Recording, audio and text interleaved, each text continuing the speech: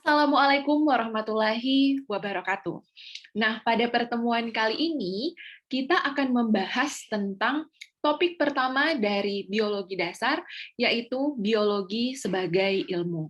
Nah, apa saja tujuan pembelajaran pada pertemuan kali ini? Yang pertama adalah setelah mempelajari materi ini, Anda diharapkan mampu menjelaskan definisi biologi sebagai ilmu.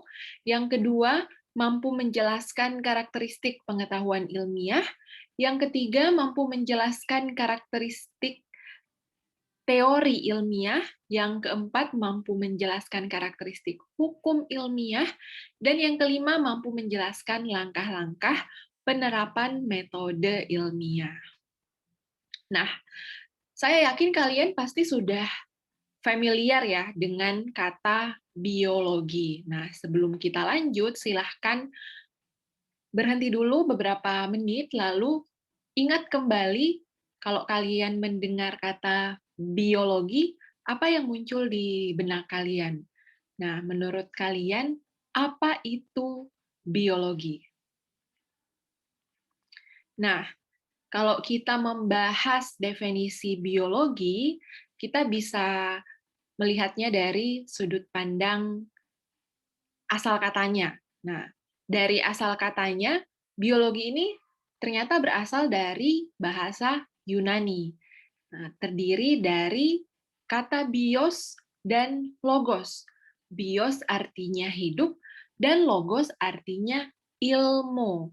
Nah, karena itu, biologi ini diartikan sebagai ilmu yang mempelajari tentang makhluk hidup serta hal-hal yang terkait dengan kehidupan. Nah, secara istilah atau secara terminologi, biologi didefinisikan sebagai cabang ilmu yang mempelajari tentang kehidupan dan makhluk hidup melalui metode penelitian ilmiah yang diuji secara cermat dan melalui proses peer review.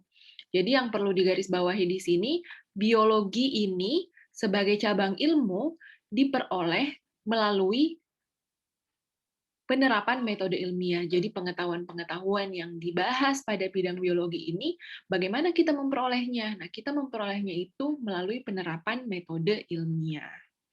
Nah, sebentar kita akan bahas sebenarnya bagaimana sih metode ilmiah itu. Nah, oke. Tadi kita sudah bahas tentang definisi biologi. Nah, sekarang apa itu definisi pengetahuan ilmiah? Jadi, apa sih yang membedakan pengetahuan yang ilmiah dengan pengetahuan yang tidak ilmiah? Nah, jadi pengetahuan ilmiah dalam bahasa Inggris ini kita sebut science. Nah, sebenarnya ada banyak cara yang bisa digunakan manusia untuk memperoleh pengetahuan. Misalnya, eh,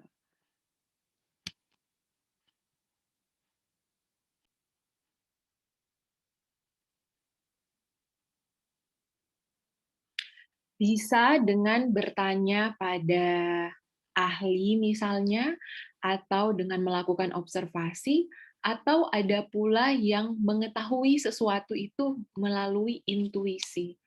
Nah, eh, kalau misalnya dalam sudut pandang agama, salah satu cara untuk memperoleh pengetahuan itu melalui wahyu.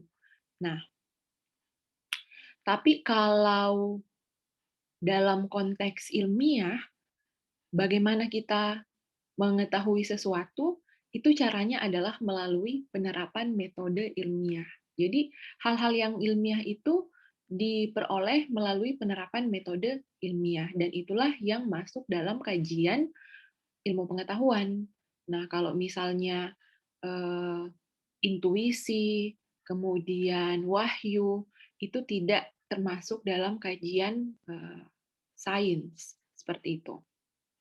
Nah, selanjutnya, definisi sains atau ilmu ini dapat kita lihat dari tiga sudut pandang. Yang pertama, ilmu sebagai aktivitas. Yang kedua, ilmu sebagai pengetahuan yang sistematis. Dan yang ketiga, ilmu sebagai metode. Nah, ilmu sebagai aktivitas merujuk pada hakikat ilmu sebagai suatu proses pemikiran yang rasional untuk membangun pemahaman terstruktur dan mengarah pada pencapaian tujuan tertentu. Nah, ilmu sebagai pengetahuan yang sistematis merujuk pada hakikat ilmu sebagai kesatuan pengetahuan yang mengacu pada objek yang sama dan terkait satu sama lain secara logis, sehingga menunjukkan suatu koherensi yang sistematis. Misalnya pada bidang biologi terdiri dari cabang-cabang ilmu yang saling terkait satu sama lain, mulai dari biologi sel, kemudian fisiologi, kemudian mikrobiologi, ada juga ekologi. Nah, semua bagian-bagian dari biologi itu saling terhubung satu sama lain sehingga menunjukkan suatu koherensi yang sistematis. Kemudian ilmu sebagai metode. Nah, ilmu sebagai metode ini merujuk pada hakikat ilmu sebagai suatu aktivitas kognitif melalui penerapan metode ilmiah sehingga dapat dihasilkan kumpulan pengetahuan yang sistematis mengenai fenomena alam tertentu. Nah, ini yang tadi kita bahas bahwa ilmu pengetahuan itu diperoleh melalui penerapan metode ilmiah. Jadi, kalau misalnya kita melihat ketika kita membahas sains atau ilmu pengetahuan, itu berarti kita dapat melihat ilmu pengetahuan itu dari 3 perspektif. Bahwa sains itu merupakan suatu aktivitas, sains itu merupakan suatu kumpulan pengetahuan yang terhubung secara sistematis dan koheren dan logis, serta sains itu diperoleh melalui penerapan metode ilmiah. Seperti itu.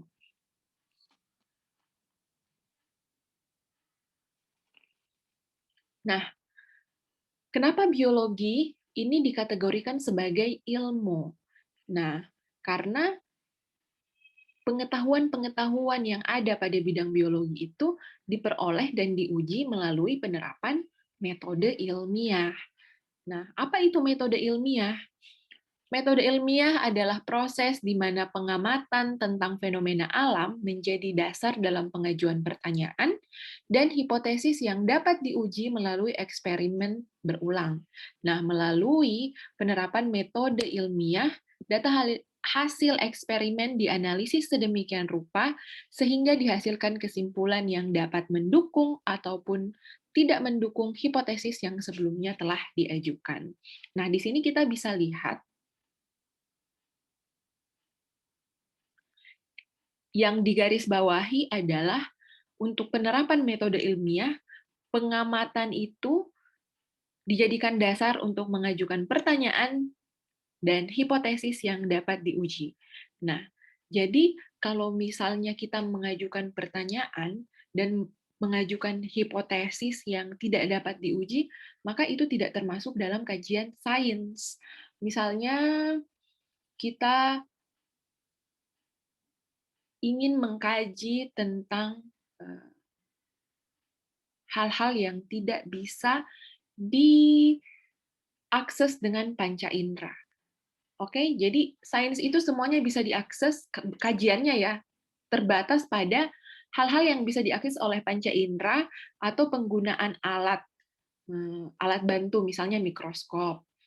Kalau misalnya tidak bisa sama sekali ada alat bantu untuk mencapai atau mengobservasi hal itu, maka itu berada di luar kajian sains. Misalnya Anda ingin mengkaji tentang makhluk halus, misalnya ya, tapi bagaimana caranya Anda mengobservasi itu, misalnya seperti itu. Oke, jadi hipotesisnya itu harus dapat diuji. Kalau misalnya tidak dapat diuji, dalam hal ini kita tidak bisa akses melalui panca indera, maka itu tidak berada dalam kajian sains. Nah, selanjutnya, apa sih karakteristik pengetahuan ilmiah. What are main characteristics of science? Nah, kita lihat di sini ada 5 karakteristik utama dari pengetahuan ilmiah. Yang pertama empiris, sistematis, objektif, analitis, dan verifikatif. Oke. Nah, apa maksudnya empiris? Pengetahuan ilmiah itu dikatakan empiris karena diperoleh dari hasil pengamatan serta percobaan yang dapat diakses melalui panca indera. Oke, jadi ini adalah kata kuncinya. Jadi kalau empiris itu berarti ini kajiannya itu dapat diakses melalui panca indera, baik itu secara langsung maupun tidak langsung. Secara langsung misalnya kita mengamati sekeliling dengan mata tanpa bantuan mikroskop. Kita bisa mengamati tumbuhan, hewan. Nah, tetapi ketika kita ingin mengamati mikroskop, tanpa alat bantu kita tidak bisa mengamati mikroba. Kalau misalnya kita mau mengamati mikroba, berarti kita butuh mikroskop.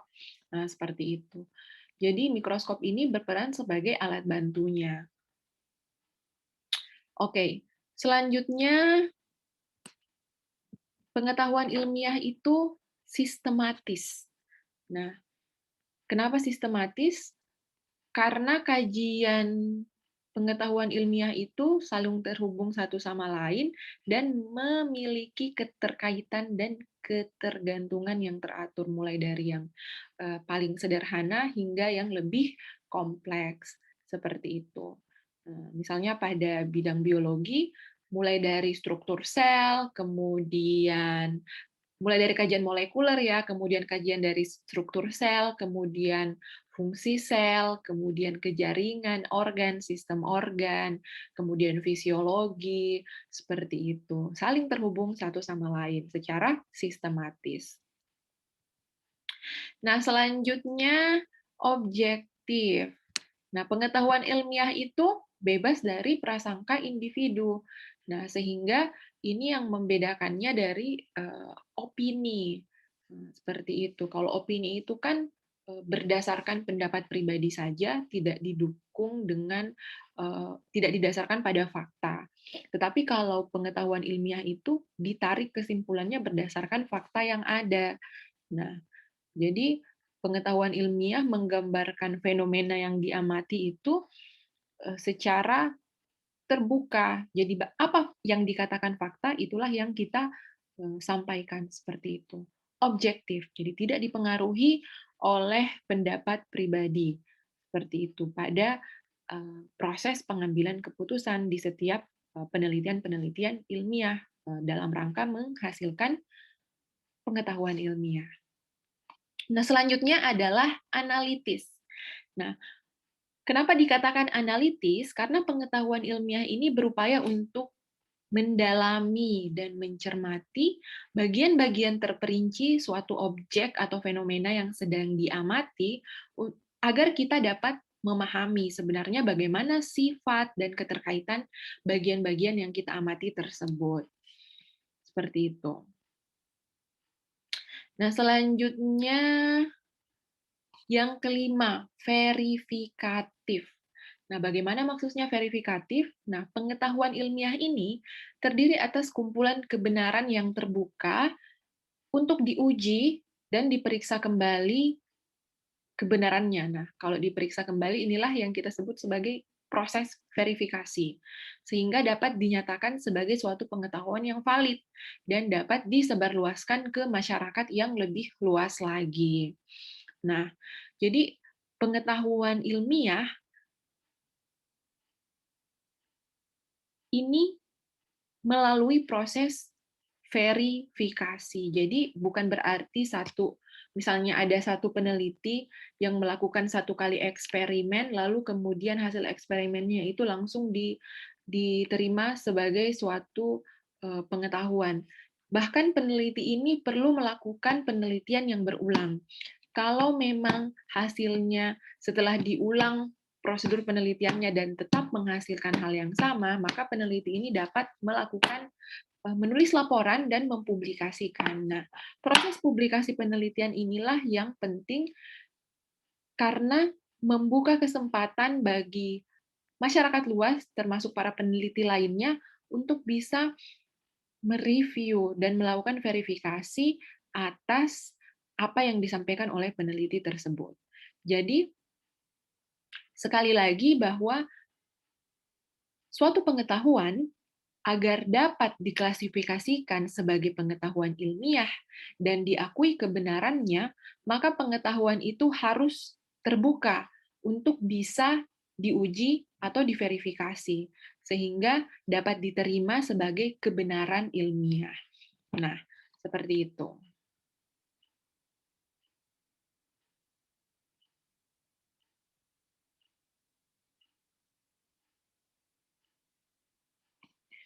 Oke,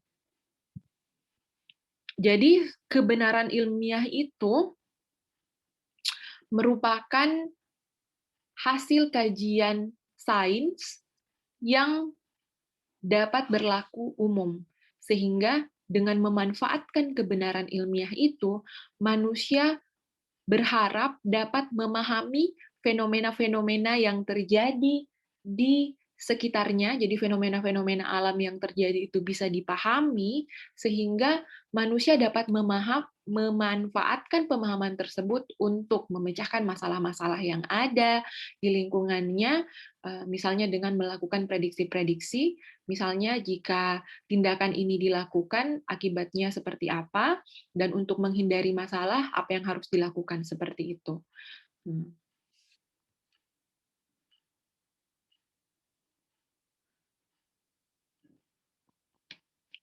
Selanjutnya kita masuk ke topik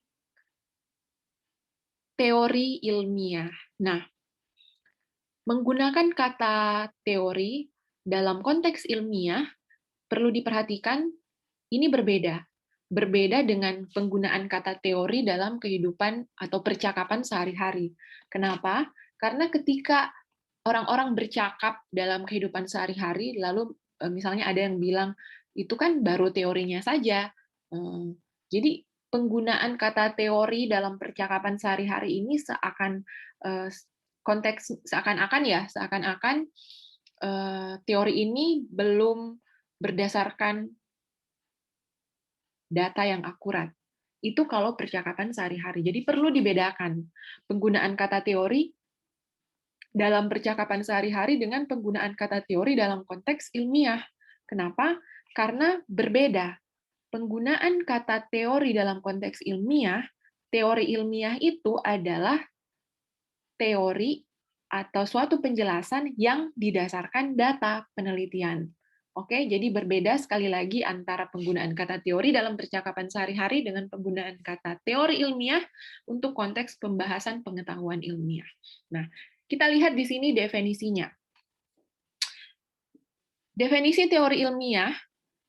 Teori ilmiah merupakan prinsip umum yang diterima secara ilmiah yang didukung oleh sejumlah besar bukti yang ditawarkan untuk memberikan penjelasan tentang fakta yang diamati dan sebagai dasar untuk diskusi atau penyelidikan di masa depan.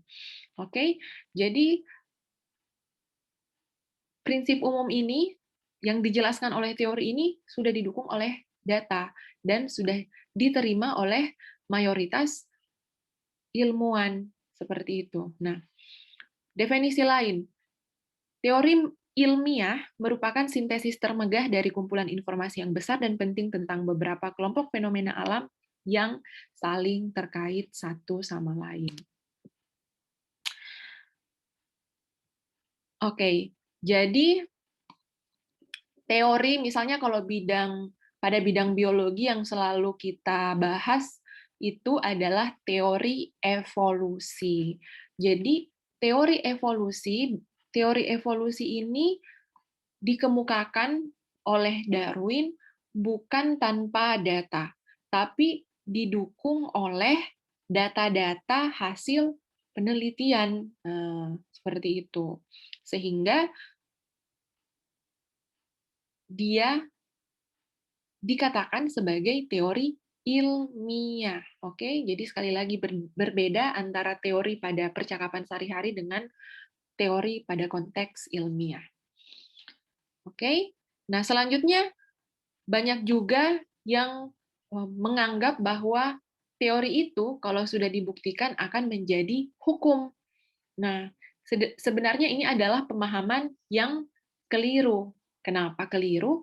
Karena teori dan hukum itu mempunyai karakteristik yang berbeda.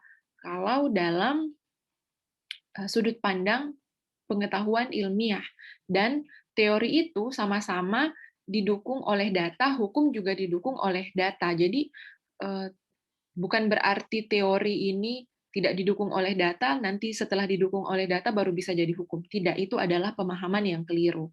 Nah, kita lihat sebenarnya hukum itu apa, hukum ilmiah itu apa. Nah, secara definisi, di sini kita bisa lihat hukum ilmiah merupakan generalisasi empiris, pernyataan terkait prinsip biologis tanpa pengecualian dan telah terkonsolidasi berdasarkan pengujian berulang yang berhasil.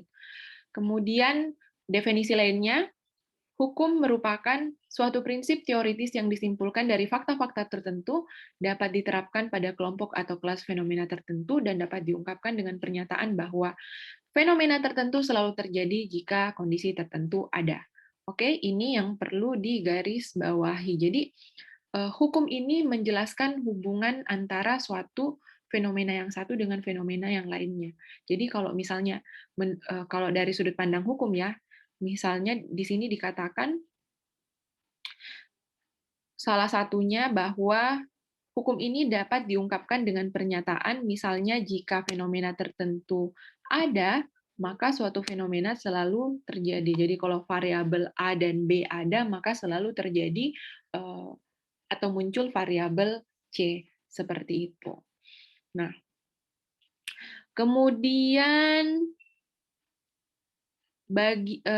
ini ada definisi lainnya lagi, bahwa hukum merupakan serangkaian keteraturan yang diamati, yang dinyatakan dalam pernyataan verbal atau pernyataan matematis yang ringkas. Oke, jadi hukum itu kaitan antara suatu variabel dengan variabel lainnya dan dapat dinyatakan dengan pernyataan matematis yang ringkas. Oke, jadi itu kalau hukum ilmiah. Berbeda dengan teori. Teori itu menjelaskan mengapa sesuatu terjadi. Jadi kalau misalnya pada teori evolusi, kenapa dikatakan teori evolusi? Karena teori evolusi ini menjelaskan faktor-faktor apa yang menyebabkan terjadinya proses evolusi. Berbeda dengan hukum ilmiah. Kalau hukum ilmiah, ketika menjelaskan suatu fenomena, hukum ilmiah ini dinyatakan secara matematis dengan ringkas dan menghubungkan antara suatu faktor dengan faktor yang lain. Misalnya jika ada variabel A dan variabel B, maka akan terjadi variabel C. Seperti itu. Oke, nah ini kesimpulan kaitan antara teori dan hukum ilmiah. Sekali lagi bahwa teori ilmiah dan hukum ilmiah itu memiliki makna yang berbeda dari konsep teori dan hukum di masyarakat dengan percakapan sehari-hari. Oke, di lingkungan ilmiah, di lingkungan saintifik, ada 4 poin yang perlu kita perhatikan. Yang pertama, bahwa teori ilmiah dan hukum ilmiah itu didasarkan atas hipotesis yang telah teruji. Oke.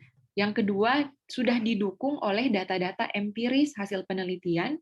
Yang ketiga, diterima secara luas oleh para ilmuwan pada disiplin ilmu tersebut. Oke. Dan yang ketiga, meskipun teori ilmiah maupun hukum ilmiah itu sudah didukung oleh data, diterima secara luas oleh para ilmuwan pada disiplin ilmu tersebut, keduanya, baik teori ilmiah maupun hukum ilmiah, itu dapat dibuktikan salah. Jadi, dia tidak absolut. Jadi masih ada kemungkinan di kemudian hari kita menemukan data yang ternyata bertolak belakang dengan apa yang kita ketahui saat ini. Nah, jika di kemudian hari ditemukan data yang mengungkap kesalahan pada teori atau hukum ilmiah tersebut, maka hukum atau teori ilmiah tersebut dapat berubah. Seperti itu. Oke, jadi ini adalah karakteristik penting dari pengetahuan ilmiah yang membedakannya juga dari pengetahuan yang lain. Jadi pengetahuan ilmiah itu dia tidak bersifat absolut, tetapi selalu ada kemungkinan perubahan. Nah, pada perkembangan ilmu pengetahuan kita sudah melihat banyak hasil-hasil penelitian yang pada suatu saat itu diterima kebenarannya sebagai kebenaran ilmiah, lalu di kemudian hari setelah dilakukan penelitian lanjutan, ternyata ada ilmuwan yang memperoleh data yang bertentangan dan menunjukkan bahwa yang diketahui sebelumnya itu keliru misalnya atau tidak tepat. Sehingga itulah dinamika pada proses perkembangan ilmu pengetahuan. Sekali lagi, ilmu pengetahuan itu tentatif ya. Tentatif dalam artian dapat berubah jika yang pertama ada data penelitian terbaru yang menunjukkan kesalahan dari data yang lama atau kesimpulan yang lama. Yang kedua, data-data lama itu dilihat melalui perspektif yang baru. Seperti itu, sehingga kita mengarah pada kesimpulan yang baru atau pemahaman yang baru terkait data-data yang lama. Seperti itu. Oke, nah, jadi sudah kita bahas ya, apa bedanya antara teori dan hukum ilmiah jika dibandingkan dengan penggunaan istilah teori dan hukum di percakapan sehari-hari. Nah, selanjutnya kita masuk ke metode ilmiah. Nah, metode ilmiah, kalau kita mau menerapkan metode ilmiah, apa saja yang perlu kita perhatikan? Nah, di sini kita akan menjelaskan sebenarnya bagaimana sih langkah-langkah penerapan metode ilmiah. Secara definisi, metode ilmiah adalah prosedur atau cara untuk mendapatkan pengetahuan ilmiah. Nah, ini sudah kita bahas juga tadi sebelumnya. Jadi, melalui metode ilmiah, kita dapat menyelidiki fenomena agar kita bisa mengetahui, memperoleh pemahaman terkait terjadinya fenomena tersebut. Ada 6 poin penting yang perlu diperhatikan terkait langkah-langkah penerapan metode ilmiah. Yang pertama, melakukan pengamatan atau observasi. Nah, pada saat melakukan pengamatan ini, kita melakukan identifikasi masalah. Oke, diamati di sekeliling kita apakah ada masalah yang menarik dan ingin kita kaji lebih lanjut. Nah, seperti itu. Jadi pada tahapan awal identifikasi masalah, apa yang menjadi dasar seorang ilmuwan untuk mengkaji lebih jauh tentang suatu masalah. Jadi biasanya yang mempengaruhi apakah seorang ilmuwan ingin mengkaji masalah itu atau tidak adalah kebermanfaatan dari masalah tersebut. Jadi misalnya jika kita mengkaji suatu permasalahan, setelah kita mengkaji apakah hasilnya ini dapat memberikan manfaat yang positif atau negatif bagi umat manusia. Kalau mengarah ke dampak negatif, itu untuk apa dilakukan? Nah, jadi tentu saja kegiatan-kegiatan penelitian dan pengembangan ilmu pengetahuan ini arahnya adalah untuk memberikan dampak positif bagi keberlangsungan hidup umat manusia, seperti itu. Jadi selalu pertanyaannya seperti itu, apakah ini manfaatnya positif atau negatif? Oke, jadi melakukan observasi atau identifikasi masalah itu pada tahap pertama. Nah, setelah kita menemukan masalah, lalu dirumuskan masalahnya, diajukan pertanyaan. Nah, setelah itu, setelah diajukan pertanyaan, lalu diajukan hipotesis. Nah, tadi juga kita sudah bahas bahwa hipotesis merupakan suatu penjelasan sementara yang dapat diuji. Jadi hipotesis itu harus dapat diuji. Karena kalau hipotesisnya tidak dapat diuji, berarti itu tidak berada dalam ranah sains. Nah, selanjutnya yang keempat adalah merancang dan melakukan eksperimen untuk menguji hipotesis. Setelah ada hipotesisnya, selanjutnya adalah kita mendesain eksperimen yang memungkinkan untuk bisa menguji hipotesis tersebut. Nah, setelah dilakukan eksperimen, dikumpulkan datanya selama melakukan eksperimen atau penelitian, setelah itu diolah, hasil analisis data inilah yang kemudian kita tarik kesimpulannya seperti apa. Nah, pada proses penarikan kesimpulan inilah yang kita harus benar-benar objektif, sesuai dengan apa yang ada, sesuai dengan data yang kita peroleh. Nah, apakah sudah selesai? Kalau misalnya kita sudah menarik kesimpulan, belum selesai. Jadi penelitian ilmiah itu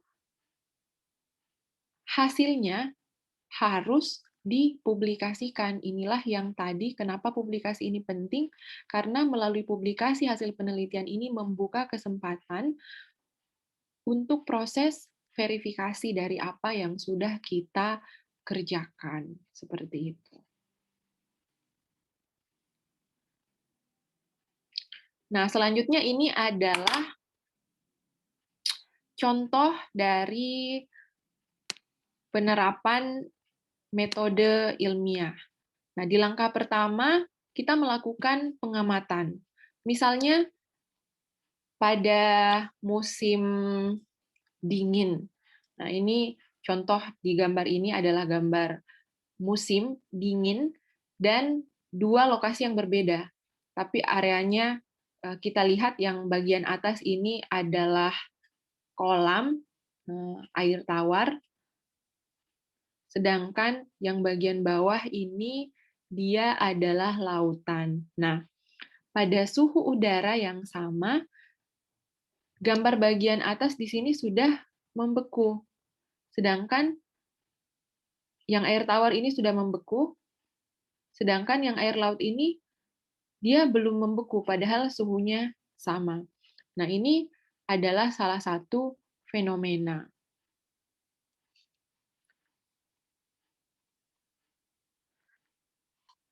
Pengamatan ini bisa dilakukan dengan mengamati secara langsung lingkungan yang ada di sekitar. Tetapi para peneliti dalam melakukan penelitian tidak harus melakukan pengamatan secara langsung ke lingkungan. Proses pengamatan atau identifikasi masalah ini bisa juga dilakukan dengan melakukan review terkait publikasi-publikasi yang dilakukan oleh para ilmuwan. Jadi publikasi pengetahuan atau publikasi, membaca publikasi yang sudah ada pada bidang ilmunya dan melihat apakah dari semua yang dipublikasikan pada topik tersebut itu ada sesuatu yang masih perlu dikaji lebih detail lagi atau seperti apa. Oke. Nah, setelah melakukan pengamatan, baik itu secara langsung ke lingkungan atau dengan membaca laporan-laporan atau jurnal-jurnal penelitian. Nah, kita kemudian dapat mengajukan pertanyaan. Nah, pertanyaan ini ditujukan untuk memfokuskan. Dengan mengajukan pertanyaan berarti kita bisa fokus terkait masalah yang memang benar-benar ingin kita pecahkan. Jadi pertanyaan ini fokus ditujukan untuk memahami fenomena yang ingin kita ketahui. Nah, dari pertanyaan tadi, kita ajukan jawaban sementara. Nah, jawaban sementara ini kita bisa peroleh dengan membaca literatur-literatur juga, seperti itu. Jadi, berdasarkan literatur, berdasarkan pengetahuan sains yang selama ini sudah diperoleh, maka diajukanlah jawaban sementara itu. Jadi, hipotesis, sekali lagi, yang perlu digarisbawahi adalah harus dapat diuji. Hipotesis merupakan penjelasan yang dapat diuji terkait pertanyaan yang telah diajukan. Nah, hipotesis ini ditarik melalui penalaran induktif. Oke? Jadi penalaran induktif merupakan pernyataan yang bersifat umum ditarik berdasarkan pernyataan khusus yang diperoleh dari hasil pengamatan. Jadi, kalau induktif ini berasal dari data khusus.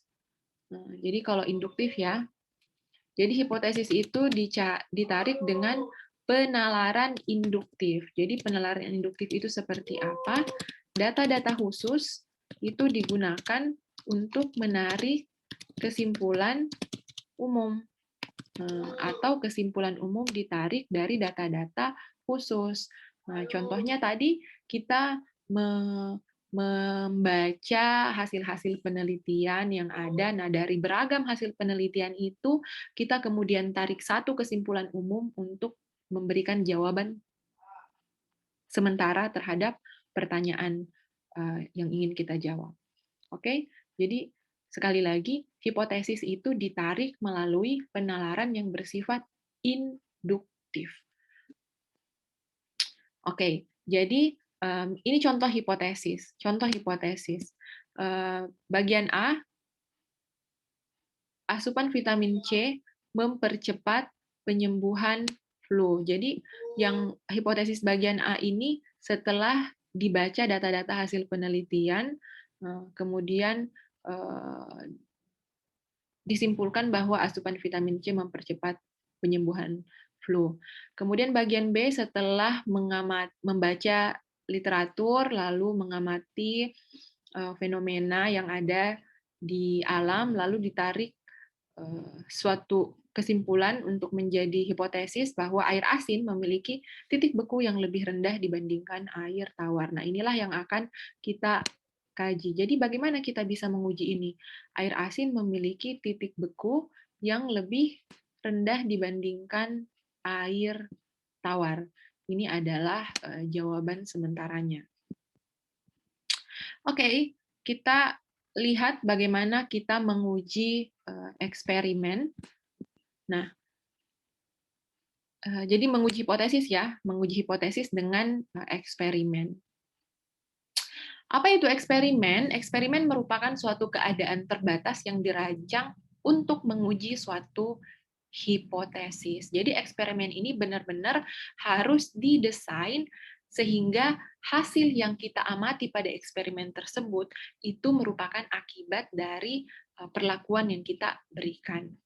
Nah, karena itu pada eksperimen ini hal-hal lain yang bisa mempengaruhi hasil yang ingin kita lihat itu, yang juga dapat berkontribusi terhadap hasil itu harus diminimalisir. Misalnya untuk hipotesis air asin di lautan memiliki titik beku yang lebih rendah dibandingkan air tawar pada kolam. Nah, kita lihat bagaimana contoh eksperimennya. Jadi, untuk eksperimen ini kita kan mau membandingkan antara air asin dan air tawar. Kenapa air asin pada suhu yang sama, air tawar membeku lebih dulu dibanding air asin. Nah, kemudian kita mengajukan hipotesis bahwa itu karena titik bekunya lebih rendah. Nah, berarti yang harus kita samakan untuk melihat pembekuan ini, yang pertama adalah suhu, kemudian ruangan, wadah, volume air. Kenapa? Karena kalau misalnya volume air tawarnya lebih sedikit dibanding air asin, jelas air tawar akan membeku lebih cepat. Kemudian kalau suhu di mana air tawar itu berada lebih dingin, tentu air tawar akan membeku lebih cepat. Jadi volumenya harus sama, suhunya juga harus sama, wadahnya juga harus sama. Oke. Nah, jadi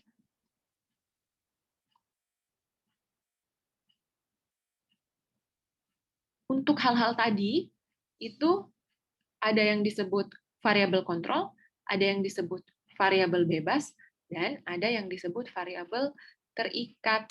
Nah, variabel kontrol itu adalah variabel yang dibuat sama. Dalam hal ini merupakan volume air dan jenis wadah.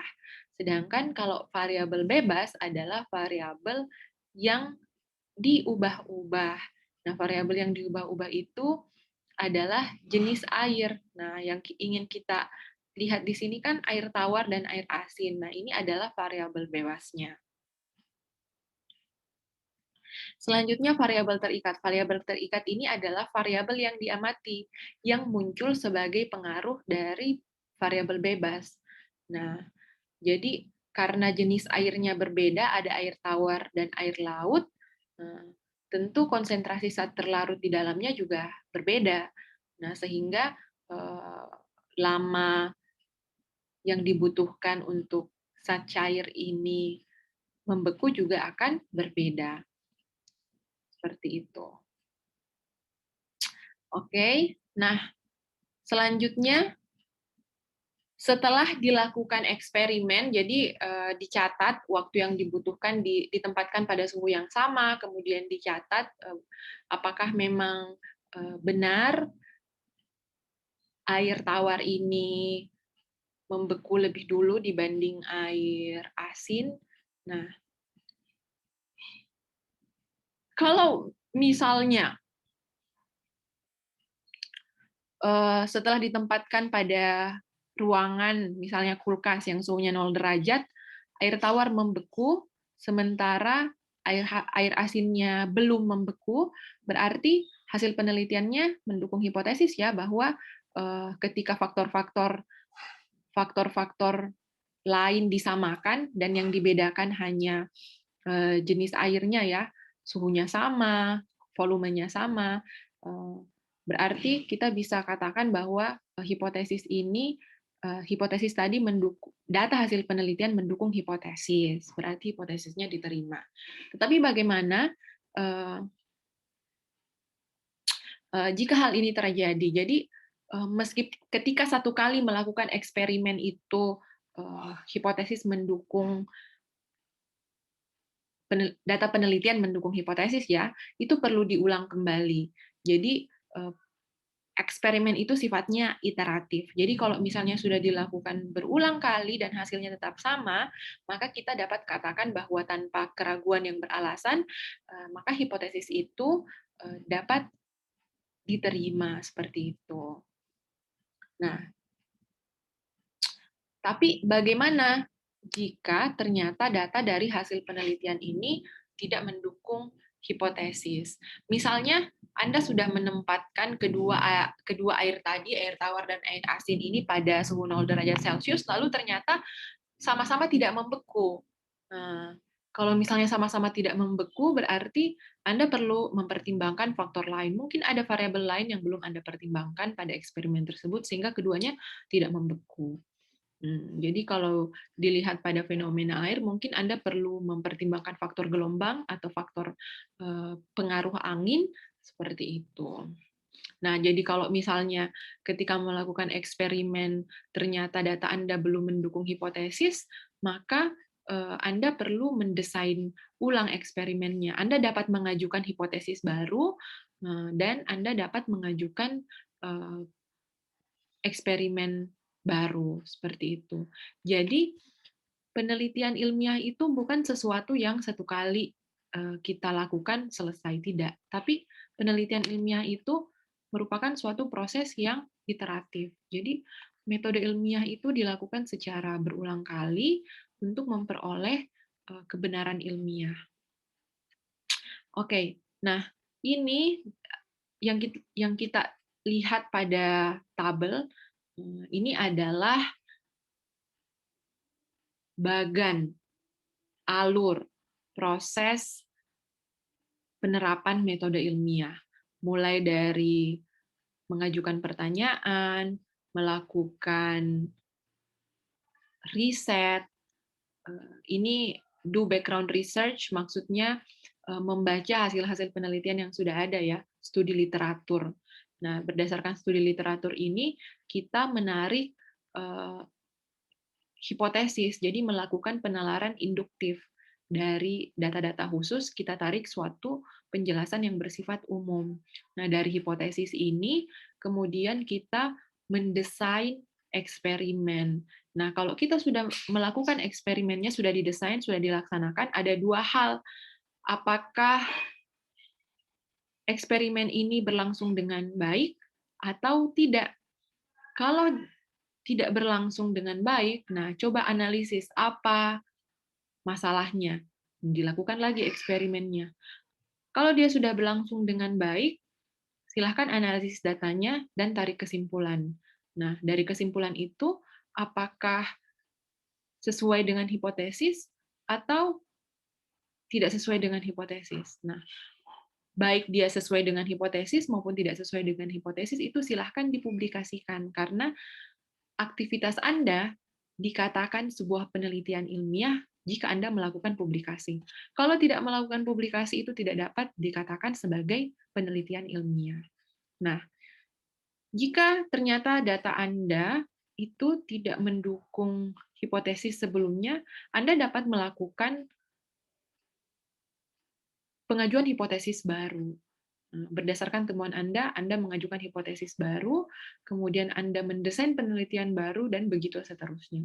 Jadi, sekali lagi, dari bagan ini Anda bisa melihat bahwa penerapan metode ilmiah itu merupakan suatu proses yang iteratif, dan dia sifatnya tidak hierarkis. Misalnya dari langkah 1 harus ke langkah 2, langkah 3, langkah 4, sampai langkah 6.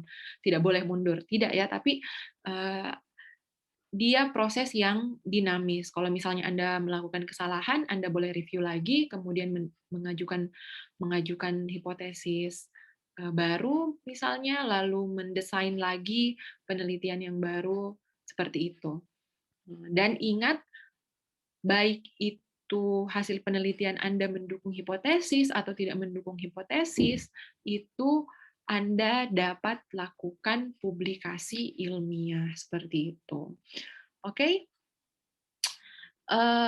jadi itu pembahasan kita terkait biologi sebagai ilmu, kemudian karakteristik biologi sebagai ilmu, karakteristik ilmu pengetahuan, pengetahuan ilmiah ya, kemudian teori ilmiah, hukum ilmiah, dan penerapan metode ilmiah. Oke, cukup untuk pembahasan hari ini. Nah, ini masih ada untuk publikasi, ini sudah dijelaskan tadi ya, silahkan dilakukan publikasi. Jadi publikasi ini penting untuk dilakukan jika memang kalian ingin berkontribusi pada perkembangan ilmu pengetahuan. Nah, sebagai penutup, ini adalah kalimat dari Hasan Ibnu Al-Haytham. The duty of the man who investigates the writings of scientists, if learning the truth is his goal, is to make himself an enemy of all that he reads. Jadi, kewajiban seseorang yang melakukan investigasi pada tulisan ilmuwan, jika tujuannya adalah untuk mempelajari kebenaran, maka dia harus membuat dirinya itu sebagai musuh dari semua yang dia baca. Jadi dia harus bersifat kritis. Jadi ketika membaca data hasil penelitian, yang harus ditanyakan, benar nggak sih ini klaimnya, benar nggak sih ini prosedurnya, apakah ada kesalahan di sini, apakah ini bisa dipercaya klaimnya, seperti itu. Nah, kita lanjutkan ya. And attack it from every side. He should also suspect himself as he performs his critical examination of it, so that he may avoid falling into either prejudice or leniency. Jadi dia tidak hanya perlu untuk mengkritisi apa yang dia baca, jadi menanyakan apakah klaim dari ilmuwan ini benar atau tidak, tetapi dia juga harus mencurigai dirinya sendiri ketika dia melakukan proses eh, membaca itu. Jadi eh, dia harus mengkritisi dirinya sendiri agar dia tidak melakukan prejudis atau praduga seperti itu. Jadi semua harus berdasarkan fakta. Oke, jadi itu adalah satu kalimat penutup yang mengakhiri pertemuan kita pada kesempatan kali ini. Dan kalau misalnya kalian punya pertanyaan, boleh diajukan melalui kolom komentar, boleh juga diajukan melalui grup. Oke, demikian untuk pertemuan kali ini, dan wassalamualaikum warahmatullahi wabarakatuh.